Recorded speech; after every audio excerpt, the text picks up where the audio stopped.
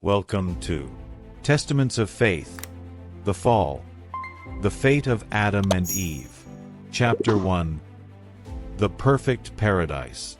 In the beginning, the world was a reflection of divine perfection. At the heart of creation stood the Garden of Eden, an untouched paradise where crystal-clear rivers wound through lush green fields, towering trees rose majestically, and the air was filled with the sweet fragrance of blooming flowers. The golden sun cast its rays upon a landscape of indescribable beauty, where every leaf gleamed like polished gold, and every breeze carried the melody of celestial harmony. There was no pain, no fear, no shadow, only peace and wholeness, for everything existed in perfect harmony with the Creator's will. At the center of Eden, among fruit-bearing trees of all kinds, two stood apart: the tree of life, whose fruit offered eternal vigor, and the tree of the knowledge of good and evil, shrouded in divine mystery. God, in his infinite wisdom, entrusted man with dominion over all creation, charging him with the care of the garden. Then, with his own hands, he formed the first man, Adam, from the dust of the earth and breathed into his nostrils the breath of life.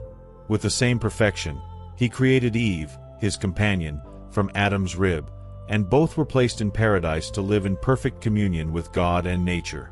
Days and nights passed without blemish. Adam and Eve lived freely, without burden, without fear, without shame. They walked among the animals without hesitation, touched the pure waters without doubt, and enjoyed the fruits with delight. They walked side by side with the Creator himself, feeling his presence like a gentle breeze. However, even in paradise, there was one law that could not be broken. For at the heart of this splendor, the final test of obedience awaited. The great trial was approaching. Chapter 2. The Divine Prohibition. In an act of love and justice, the Creator revealed to Adam and Eve the one condition for Eden to remain their eternal home. With a firm voice full of authority, he declared, "You may eat freely from every tree in the garden, but from the tree of the knowledge of good and evil you shall not eat, for in the day you eat from it, you shall surely die." His voice echoed through the garden as a sacred reminder, a warning that resonated in the minds of the man and the woman. Adam and Eve listened attentively. They understood, yet curiosity lingered in their hearts, for the forbidden tree stood imposingly in the center of the garden, its fruit glistening under the sun's light. What was so dangerous about that tree? What mystery lay hidden behind its prohibition? But there was no reason to question. God had blessed them with everything they could desire. Hunger did not exist. Need was non-existent. Everything they needed was within their reach, and God's presence filled their souls with absolute peace. Life continued in fullness. Day after day, the rivers kept flowing, the winds blew softly, and the stars shone in the sky, never ceasing. There was no struggle or conflict. However, in the silent shadows of Eden, an invisible danger lurked, waiting for the right moment to sow doubt and deception. For among the branches of the trees, an ancient presence was biding its time. The fate of all humanity was about to be sealed. Chapter 3. The Temptation of the Serpent. The serenity of Eden was shattered by a whisper, soft, seductive, and persuasive. Among the leaves of the forbidden tree, a creature moved with cunning, its eyes gleaming with hidden malice. The serpent, the craftiest of all creatures, approached Eve with words laced with both sweetness and poison. Did God really say that you must not eat from any tree in the garden? Its voice was hypnotic, its tone gentle, but its words carried insinuation and doubt. Eve hesitated but replied, "We may eat the fruit of the trees of the garden, but from the fruit of the tree in the middle of the garden," God said, "you shall not eat from it, nor touch it, lest you die." Her words still carried conviction, but a spark of doubt began to grow in her mind. The serpent noticed and, with an unseen smile, pressed further, "You will not surely die. For God knows that in the day you eat from it, your eyes will be opened, and you will be like God, knowing good and evil." Eve's heart raced. Her eyes turned to the fruit, and what had once been only a prohibition now seemed like an irresistible invitation. Doubt became desire. Desire became decision. With trembling hands, she reached out and plucked the fruit from the tree. Time seemed to freeze as her lips touched the succulent flesh, and in an instant, everything changed. A new perception opened within her, a knowledge that could never be undone. And then, Eve turned to Adam, offering him the same fruit. He looked at her, confused, fearful, but in a moment of weakness, he yielded. The fate of humanity had been sealed. Chapter 4. The Fall of Man. The forbidden fruit had been consumed. Immediately, an overwhelming weight fell upon Adam and Eve, and their eyes were opened to a reality they had never known. Innocence left them, and shame took its place. For the first time, they felt vulnerable, exposed. They looked at their bodies and realized they were naked.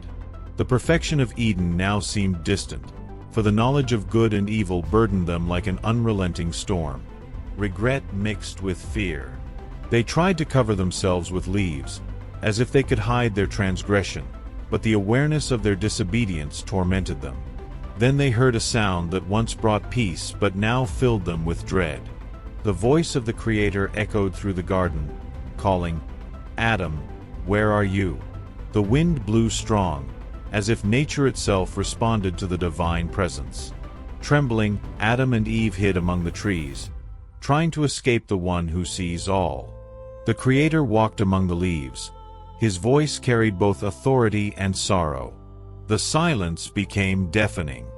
Finally, Adam answered, his voice trembling, "I heard your voice in the garden, and I was afraid because I was naked, so I hid." But the Lord God knew the truth. His tone became solemn and piercing. "Who told you that you were naked? Have you eaten from the tree which I commanded you not to eat?" Adam's heart sank. Shame turned into guilt, and guilt into despair. Unable to defend himself, Adam pointed to Eve. "The woman you gave me as a companion gave me the fruit, and I ate." And Eve, looking at the ground, responded, "The serpent deceived me, and I ate." Thus, their transgression was revealed, and paradise would never be the same. Chapter 5. The Divine Judgment.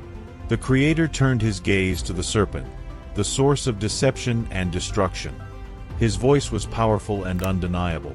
"Because you have done this, cursed are you above all beasts and all wild animals. On your belly you shall go, and dust you shall eat all the days of your life." The fate of the serpent was sealed. Forever it would crawl upon the earth, bringing fear and dread to humanity. Then God turned to Eve. His eyes reflected both love and justice. "I will greatly multiply your sorrow in childbirth. In pain you shall bring forth children, and your desire shall be for your husband, and he shall rule over you." The woman, who had been created to live in joy and fulfillment, would now bear the weight of pain and submission. The perfection had been shattered. Finally, the Creator's gaze rested upon Adam. His tone became severe and irrevocable. "Because you listened to the voice of your wife and ate from the tree of which I commanded you, you shall not eat of it. Cursed is the ground because of you. In toil you shall eat from it all the days of your life. Thorns and thistles it shall bring forth for you, and you shall eat the plants of the field. By the sweat of your face you shall eat bread until you return to the ground, for out of it you were taken. For dust you are, and to dust you shall return." The man, who had been created to reign over creation effortlessly, would now struggle to survive. Paradise was no longer his. The words had been spoken. The judgment was passed. But even in the midst of condemnation, there was a glimpse of mercy. For God made garments of skins and clothed Adam and Eve, covering their shame. Though they had sinned, he still loved them. And the sacrifice of an innocent already foreshadowed the redemption to come. Chapter 6. The Expulsion from Paradise. The wind blew fiercely through Eden, and the garden seemed to grieve for what was about to happen. Adam and Eve, now clothed, felt the weight of their impending loss. The Creator sighed, and his voice, though firm, carried sorrow. "Behold, the man has become like one of us, knowing good and evil. Now, lest he stretch out his hand and take also from the tree of life, and eat, and live forever." There was divine concern that, in their fallen state, mankind would remain trapped in suffering forever. With a final look of love and justice, God expelled them from the garden. Eden, once their perfect home, now became a distant dream. The gate closed, and cherubim were placed at the entrance, holding flaming swords that turned in every direction, preventing any return. The separation between God and man was complete. Adam held Eve's hand as they walked into the unknown. The once fertile ground now seemed dry and hostile. Each step was heavy, each breath labored. They were no longer in paradise, but God's love still followed them. For even in the fall, there was hope. The Creator would not abandon them, and one day, redemption would come. Chapter 7. The Curse of the Earth. The once fertile soil of Eden now seemed hard and relentless. Where once it had been enough to stretch out a hand to gather fruit, Adam now found himself forced to work with sweat and toil. The earth, created to be abundant and generous, now resisted his harvest, covering itself with thorns and weeds. The weight of the curse imposed by the Creator became more evident with each passing day. The rivers that once flowed serenely now required effort to be crossed, the trees took longer to bear fruit, and the animals, once docile, became wary and unpredictable. Eva, feeling the first pains of her new condition, realized that her existence would now be marked by the burden of motherhood and submission. Paradise was behind them, and before them stretched an unknown and hostile world. Adam and Eve sought a new home. They wandered through arid lands and wild fields, searching for a place where they could start anew. They could still feel the presence of the Creator, but in a different, distant way. The pure and direct connection they once had was broken. But hope remained, for even outside Eden, they knew they were still under God's watchful eyes. Chapter 8. The Birth of Cain and Abel. Years passed, and Eve gave birth to her first son, Cain. His birth was a mixture of pain and joy. For the first time, humanity experienced the miracle of life outside Eden. Shortly after, came Abel, her second son. Both grew up under the teachings of Adam and Eve, learning to work the land and tend the flocks. Cain became a farmer, cultivating the fields, while Abel became a shepherd, tending to the sheep. Each one, in his vocation, sought to honor the Creator. When the time for offerings came, both prepared sacrifices for God. Cain brought the fruits of the earth, while Abel offered the best of his flocks, choosing the firstborn and sacrificing them with devotion. The Lord looked favorably upon Abel's offering, for it came from the heart and was the best part of his work. But he did not regard Cain's offering, for it was not given with the same zeal and dedication.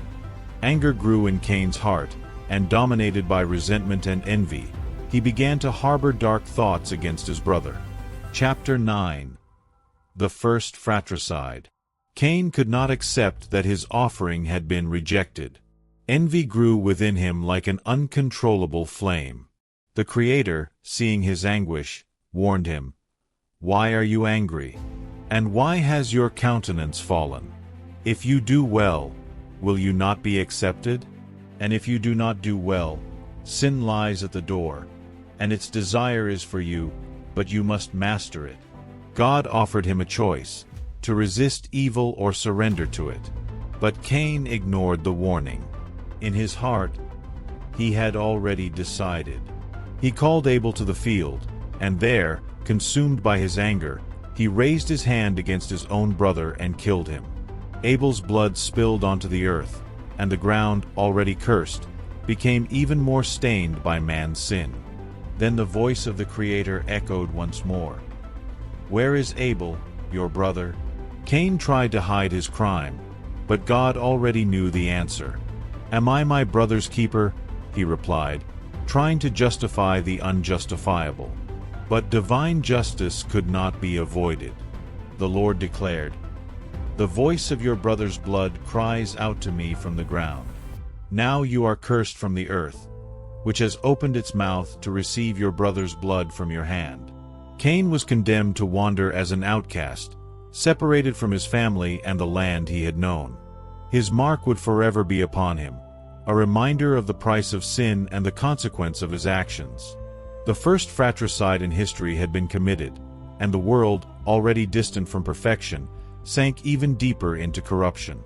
The story of Adam, Eve, and their sons reveals the harsh reality of human nature, the struggle between good and evil, obedience and rebellion.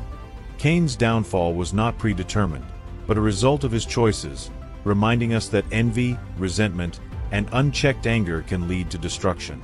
Yet, even in judgment, God's justice is accompanied by mercy.